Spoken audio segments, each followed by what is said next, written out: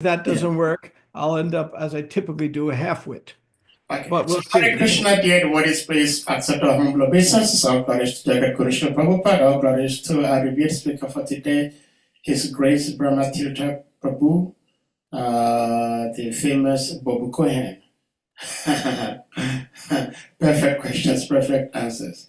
So we are very much privileged to have the blessings of Prabhuji to be with us today. But just before we came online, we understood that Prabhuji may not have enough time with us because he has a very urgent meeting that came up. So without further ado, Prabhuji, we still appreciate that you, even though you knew about this important meeting you need to attend, you still made it to this place. So we'll put the verse on the screen and then you take it over from here, Prabhuji. Thank you so much. Thank you very much. Hare Krishna. Om Namo Bhagavate Vasudevaya. Om Namo Bhagavate Vasudevaya. Om Namo Bhagavate Vasudevaya. Om Nam Jnana Chivasaya Jnana Jnana Chakshar Umilitam Yetai Mai Shri Guruve Namaha. So I'm happy to see all my friends from the African Sangha here.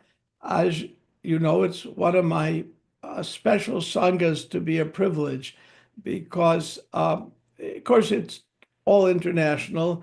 You're based in different continents, but there is a cultural connection because the one thing Bhakti-tirtha Swami taught me about the African continent is that there is an underlying deep spirituality that whoever he approached, when he talked about spiritual principles, they weren't bewildered by it. They understood that there's some kind of intelligence, personality behind everything. They may not have known the details, but it was just natural. And he felt it's his birthday celebration this Saturday. I'll be speaking in Alachua about Bhakti-tirtha Swami, who was a dear friend and mentor, but he taught me a lot about the African mentality and the spirituality that is just naturally there. So it's as I like saying, it's an honor to be here. As I mentioned, an urgent GBC matter came up. There's a meeting that's mandatory for me to attend. I didn't know about it until a few hours ago. And a matter I worked on for ISKCON Resolve that's near the very end, and they need me to wrap it up. So I will be a little short. So without further ado, we'll get into the verse. Visvo varatanta tas yorvara lokam vriti karir vibo vaisha tad udbavo varatam nirnam ya Vartayat. This verse is extremely relevant for March 5th, 2025. You'll see why in a moment. But I see many of my friends. I see my friend Gul here and Madhavan and so many others I know. And Gail, who's a loyal follower of classes. So I'm happy to see all of you. It's a special pleasure. Those of you who are not still in your underwear, please feel free to turn on your camera. I like seeing the audience. I realize it's not always possible, but I do like to see who I'm talking to if possible. So if you can turn on your camera, do so. And if you're still in your underwear, don't leave the camera off for everyone's sake, please. Thank you. So the means of livelihood of all persons, namely production of grains, vaishyas, distribution to the prajas, was generated from the thighs of the Lord's gigantic form. This is the universal form of the Lord in this chapter, the creation of the universal form. The mercantile men who take charge of such execution are called Vaishyas. So this is a verse on Vaishyas. Next verse is on Sudras. Prior verse was on Kshatriyas, and obviously the prior verse was on Brahmins. So this verse is on the Kshatriyas, on the Vaishyas. So human society, Prabhupada says in the purport, means human society's means of living is clearly mentioned as visa or agriculture and the business of distributing agricultural products, which involves transport, banking. Industry is an artificial means of livelihood, and large-scale industry, especially a source of all kinds of problems in society. I'll give an example. One of the problems large-scale industry makes is obviously pollution, climate change. Another is disparity of wealth, where the top 2% of society have 70, 80, 90% of all the wealth. Anytime in the history of the earth such phenomena has happened, it has resulted in basically class warfare.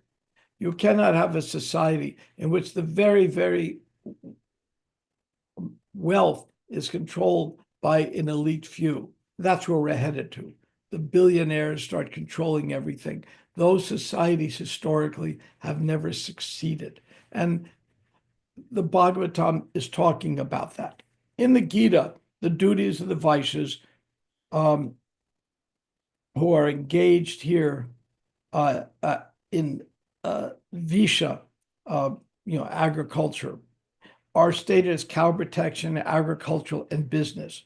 We've already discussed that human beings can safely depend on the cow and agricultural land for livelihood.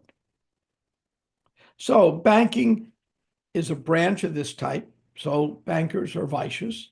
The Vaishyas are divided in many subsections. Some are landowners, some are grain raisers, some are merchants, and some are merchants in gold and banking, some in spices. The Brahmanas are the teachers and spiritual masters. The Kshatriyas protect the citizens. You all know this.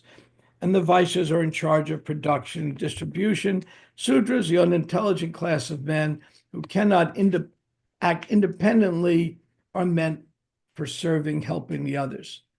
Formerly, the Brahmins were given all necessities of life, but they had no time to spend making a living because they're always engaged in service. The Kshatriyas would collect taxes from the Vaishyas and Sudras, but the Brahmins were exempt from income tax or land revenue. Oh, we should explain that to the Internal Revenue Service in America.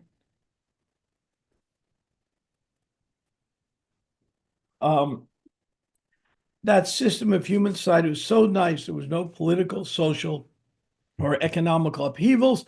The castes or Varna classifications are therefore essential in maintaining a peaceful society. Now, one key point, when we say class, we have to separate it from caste. In India, there's caste. Nowhere in the Vedic literature does it ever said one is born into a particular Varna. The word used in the Gita is the Chaturvarna is based on guna and karma, your activity, your activities, how you behave. That determines your position, not your birth. And in fact, the Bhagavatam begins when the son of a Brahmin cursed Parikshit, and he was considered unqualified just because he was a son of a Brahmin.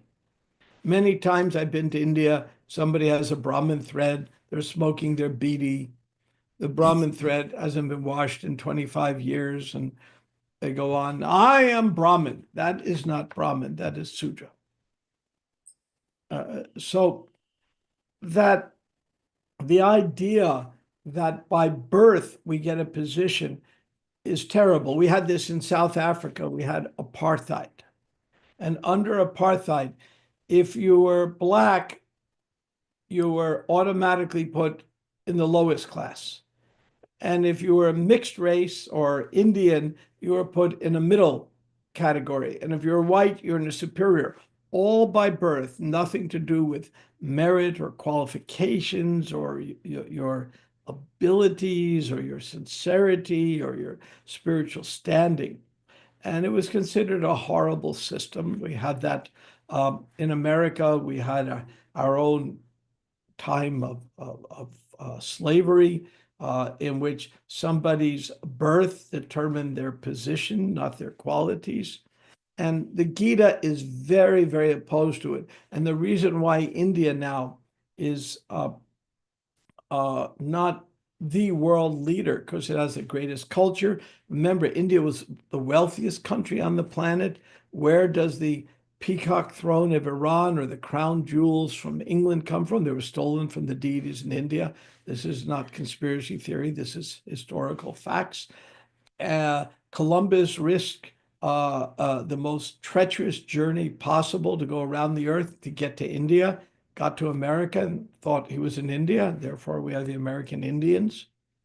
And so what caused the downfall of India? The downfall was a large part the caste system. So now we're going to get to an interesting part of the Bhagavatam. The Bhagavatam is written in which tense? Is it present tense, past tense, or future tense? Somebody tell me how the Bhagavatam is written. You can unmute and say or put in the chat. You tell me what you like. Which tense is it written in? All the above. Oh, that's a wise guy answer, but you're correct. Very good. And which canto is the future tense? 12. 12th canto is a future tense, correct. And I'm going to read from the 12th canto.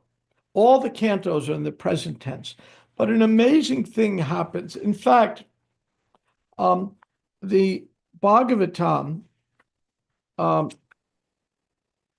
mean, this is debated, the point I'm making now, by scholars, but it's a good possibility. I'm going to read a verse. A certain Brahmin, Chanaka, will betray the trust of King Nanda and his 8 sons and will destroy their dynasty. This is 12:1:12. In their absence, the Muraris will rule the world as the age of Kali continues. In the purport, Sridhar Swami and Vidhanath Chakravarti both confirm that Brahmin mentioned here is Chanaka, also known as Kautilya, various names. The great historical narration of Bhagavatam, which begins with the events prior to the cosmic manifestation, now reaches into the realm of modern recorded history. So the Bhagavatam is speaking in future tense, talking about Chanaka Pandit. Modern historians recognize the Maurya dynasty, it's accepted by scholars, and Chandragupta. Oh, not Chanaka Pandit. I'm sorry, I mixed up. Chandragupta, the king mentioned, is a real king who is known in historical times. So at this point, this ancient Bhagavatam, speaking the future tense, reaches modern history. And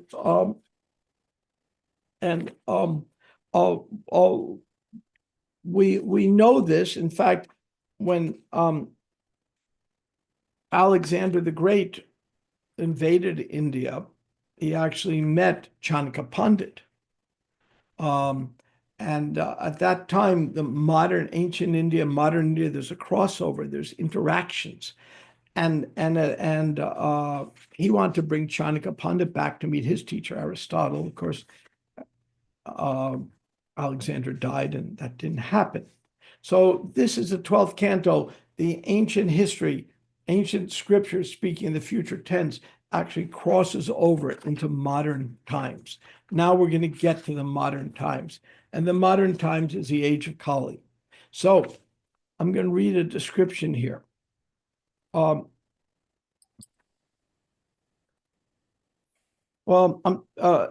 verse 9 of Canto 12, Chapter 1, it talks about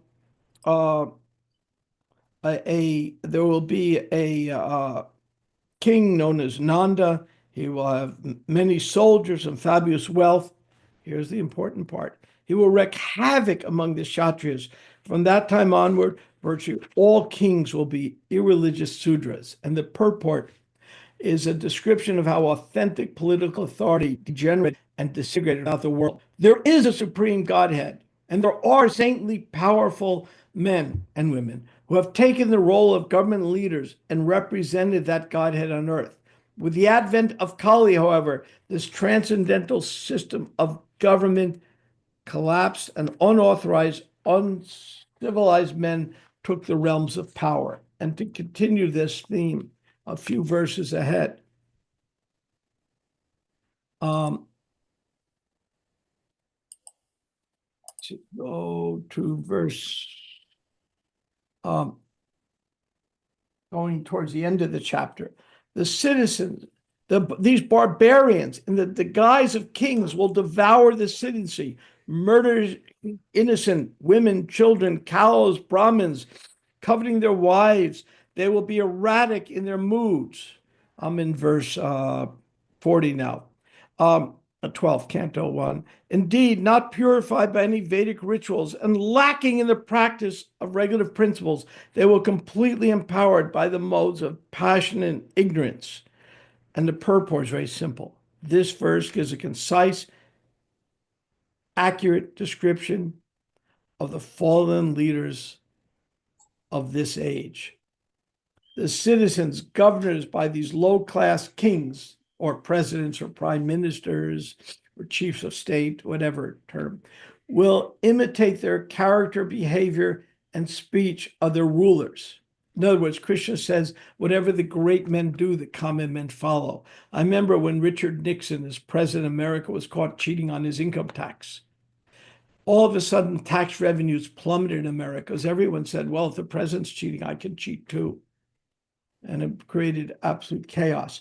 Harassed by their leaders and by each other, they will all suffer ruination. And at the end of the 9th canto, the purport says, it's stated that Puranjana, the first king mentioned, ended his rule about 1,000 years after the time of Krishna, roughly 4,000 years ago.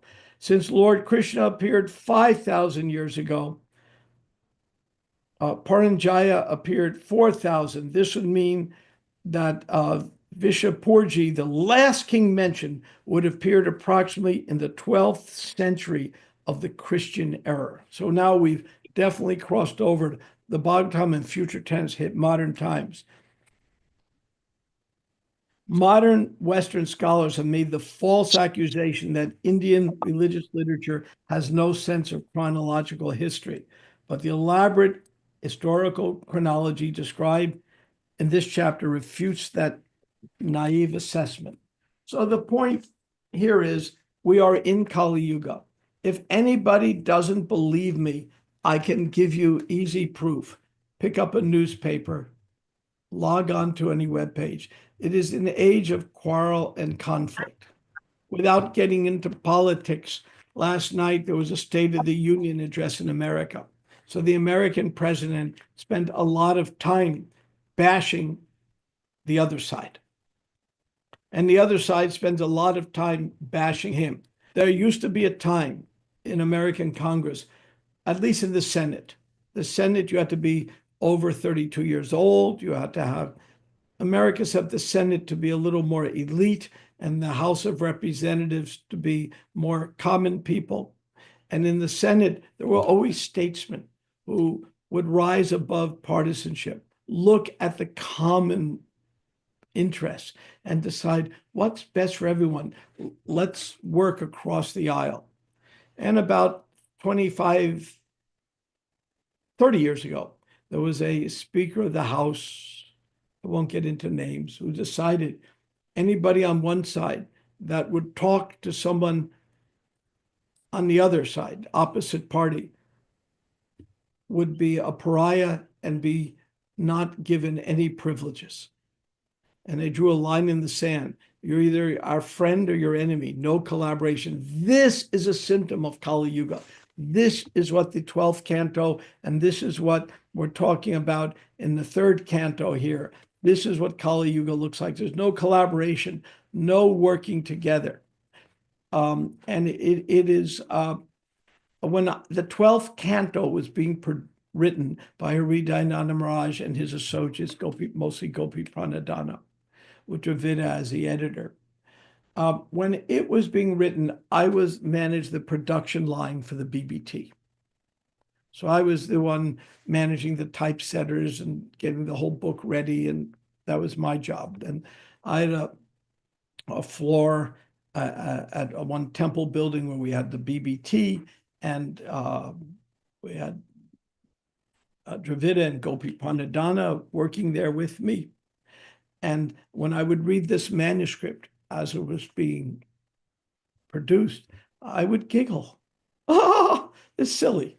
I'll never see this bad in Kali Yuga because there were statesmen, there were decent people. I would never see the governments headed by rogues and rascals for the most part. There's a few statesmen left, but very few. I thought I'll never see it. Boy, was I wrong. Super wrong. Yes, I was absolutely wrong. That was in the mid 80s when the 12th canto, I was producing that. And I said, and I remember just chuckling to myself, well, that's, 5,000 years in the future in Kali Yuga. I didn't realize it was, 40 years in the future in Kali Yuga. That would be so, so horribly degraded. And that's where we are. Now, how is this relevant for us? Well, we're not very interested in the mundane politics. Prabhupada would comment on it. When Indira Gandhi stepped out of bounds, he would comment, that's not right. And when Nixon was corrupt, he'd comment, that's not right. But he didn't get very much into these things. But he would comment, these are symptoms of Kali Yuga, and it's just the wrong thing. So, of course, we note these things and we note it, but the real lesson to us is curious. The lesson in here to us is we cannot be like Kali Yuga. Prabhupada said there's only one thing that can destroy the movement. What is that one thing? Somebody tell me. One thing. Non-cooperation amongst ourselves. Yeah, internal fighting. Thank you. It's the only thing that can destroy us. So we can, when we read the newspaper, how there's so much strife and difficulty, when we see the news, how difficult it is, everything, when we hear these things, the inspiration to us is to rise above it by love and trust and working together. When Giriraj Swami was called into Prabhupada's room shortly before Prabhupada passed on, 2 a.m, somebody came, Prabhupada wants to see you right now, Giriraj Swami. So he rushed into Prabhupada's room. And Prabhupada said, how will the movement go on when I'm gone? And Giriraj Swami said, if we chant our rounds and follow the principles and the normal things any of us would have answered. Prabhupada said, no, by organization and intelligence. More important, if we're well organized and intelligent, meaning we work together cooperatively, then all these things will fall into place. So when you read the horrors of Kali Yuga in the 12th canto, which are coming true, the inspiration is, don't let it happen to us. I'll give you an example that affects me. Every time I see someone smoking, I want to walk up to them and shake them. I have a doctor friend who's an orthopedic surgeon, neurological orthopedic surgeon. So I asked him, I said, what's the worst thing you see in your business? He said, smokers. When I go in to fix their bones, the bones are hollow and falling apart. He says, the worst thing possible. Every time I see someone smoking, I want to shake them. I can't do it. unless they're asking me. You know, Prabhupada also in the Gita, Krishna says, don't disturb the minds of the ignorant. But I'm thinking, what a horrible thing they're doing. I mean, they're just killing themselves in such a horrible way. It's one of the symptoms of Kali Yuga. So at least among ourselves, we don't smoke. So I asked Prabhupada, what can I do to better follow the regulative principles? Because I was living at that time, I was a teacher in India, and I was living with people who weren't following the regulative principles. And Prabhupada said to me, the number one thing is good association. If you have the good association, you will easily follow. And if you don't, you won't. Now, what does good association mean? It means we trust each other. That means if I say to Sahadev, I say, Sahadev, you know, I've had a very bad morning today. I couldn't chant my rounds this morning. My mind was so disturbed by something. I have a bad day. And what do I do? Now, Sahadev can go give me some empathy. I know I have my bad days too, some empathy. Then he can come and say, is there something I can do to help after showing some empathy and be a friend? Or Sahadev can post on Facebook, BRAHMA-TIRTHA is quite fallen. He couldn't chant his rounds this morning. You see the difference. One time, the president of a temple was visiting at my home, very good friend. And I offered him a non-alcoholic beer. It has hops and it's very calming. There's no alcohol. It's an acceptable drink for those who like it.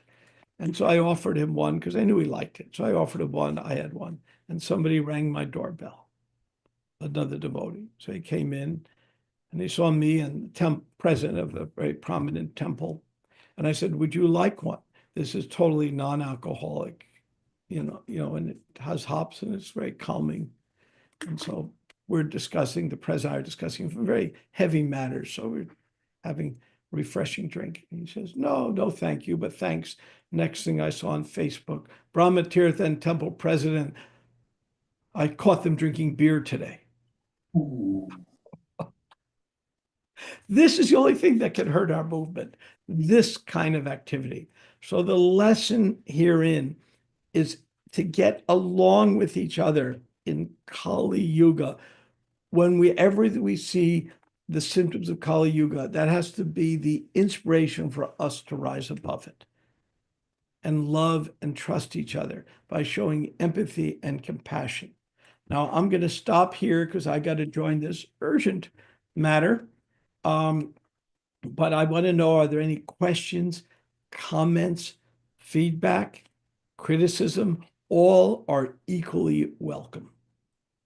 Please unmute yourself, or I don't see a chat here. I don't think the chat's open. Yeah, we've been having issues with our chat. Gold Prabhu, do you have something to ask Prabhuji? Okay, so we can go. Madhavan has his hand raised. Oh, okay, yeah. Madhuvan, yes, you may go ahead, Madhuvan.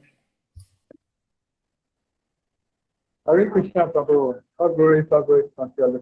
Thank you very much for giving us this wonderful presentation.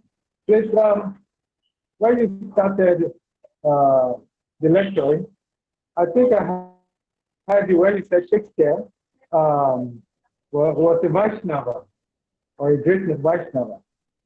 I didn't know, maybe I didn't hear properly. Sajid, I didn't hear what you said, Madhuvan Prabhu. yeah, there's an echo. Okay, let me off my screen. Your video, okay. I'm getting an echo. What I said was, in the beginning of your lecture, you mentioned Shakespeare. You said he was a good Vaishnava. I don't know if you are here properly. That's my question. Sahadev, can you repeat that? I still got an echo. He was saying the early part of your delivery, you said somebody was a Vaishnav, but I also did not get who he was referring to. Shakespeare. Oh, Shakespeare. Okay, you Oh, had said that was a joke. That was a joke. Okay. Shakespeare. That was just a joke. He's not a Vaishnav, obviously, but I was just joking a little bit. You know, I quoted, you know, Lord Chaitanya that elegance is a truth spoken concisely, and then I quoted Shakespeare, brevity is a soul of wit. I was just joking when I say he was a Vaishnav. Okay. Sorry, that was just joking. Obviously wasn't a Vaishnav, but boy, was he a great writer. He was. Obviously not a Vaishnav, and many of us quote Shakespeare all the time and don't know that we're quoting Shakespeare. Yeah. But he was, that was a little tongue in cheek. But Madhavan, you're a very good listener to catch that. So I congratulate you on your listening ability to catch that. You did very well. Gold Prabhu, please, you may unmute. Yeah, that was good. You're a good listener. With that, I think I'm gonna, and I apologize for concluding early, but I've been invited to this meeting, and it's over a matter that that is just resolving a difficult matter that I might add. Yes. Caused a huge contention, and we resolved it by working together very peacefully, and everyone on different sides agrees that we have a much better solution and we can go on working together. It is possible, and this is the final meeting to conclude what could have been a contentious dispute and is now ending up as a peaceful solution. So this is an example of what we need to do. If anybody wants to speak to me privately, you can, Sadev, you can put my email address in the chat. I'm glad to speak to any and every one of you. This is a very, very special Sangha to me. It is a privilege to be here. It truly is. I am very honored I'm invited. Those of you who think I'm in Mayapur, great, think that way, but it's really just a background. Hare Krishna. Thank you so much, Prabhuji, for the time. And as little as we all we can say is we wish you success, we wish you peace in your next assignment. So, dear devotees, you may all unmute and we all chant Hare Krishna Maha Mantra to express our appreciation to our revered speaker for today before he leaves. Jai. Hare Krishna, Krishna Krishna Krishna, Hare Hare, Hare Hare Rama, Hare Rama, Rama Rama, Hare Hare. Yakapatarubhascha, Kripa Sindhubhya Evacha, Patitanam Pavanebhyo, Vaishnavibhyo Namo Namaha. Says BRAHMA-TIRTHA Swami. Jai. Brahma See you next month. Ki Jai. Jai. Yes, see you next month.